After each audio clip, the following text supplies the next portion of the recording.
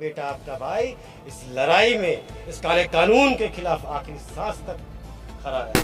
तो प्रोग्राम तो हमने करा, और जैसा कि आपको पता है हमारे पार्टी के प्रखर वक्ता मनोज झा जी हैं, उनका मैं शुक्रिया अदा करता हूँ। इमारत शरिया से मौलाना शोहराब साहब आए थे, कारी सुहेब साहब आए थे।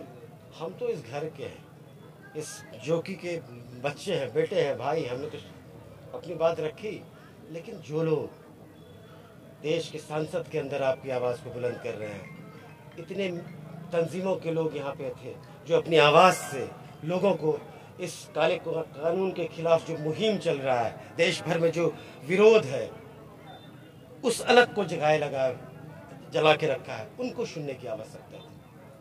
हमको तो रोज सुनते हैं।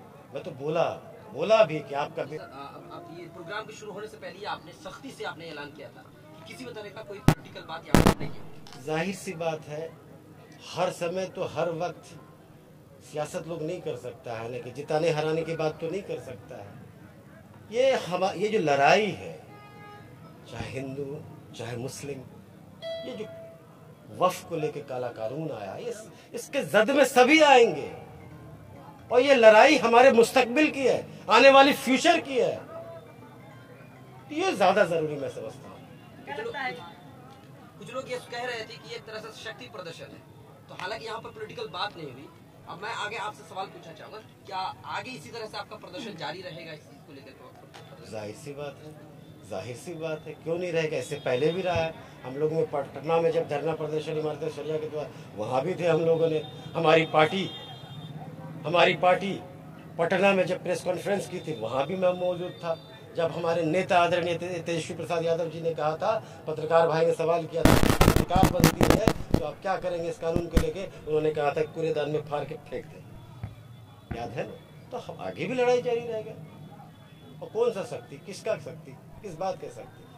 मतलब ये बातें हो रही थी, किस बात का? इस तरह से नहीं, किसी भ्रम में मत कर। कोई शक्ति देने वाला ऊपर वाला होता है।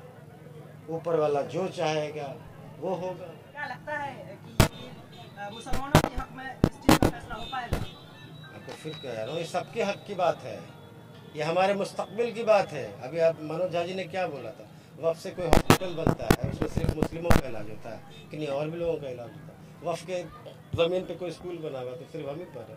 ये सबका मामला है। सरकार उलझा के रखी, इसको समझने की जरूरत है। ये हर एक हिंदुस्तानी के मुस्तकबिल का मामला है। शुक्रिया।